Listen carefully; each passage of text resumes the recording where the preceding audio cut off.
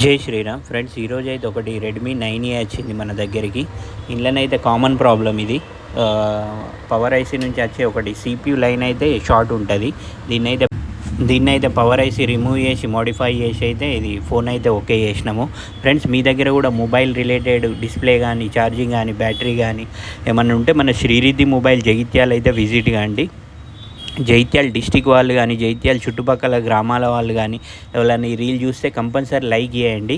Like చేసి follow చేయండి. దీన్నైతే కంప్లీట్గా ఆన్ చేసి ఓకే చేసినాము.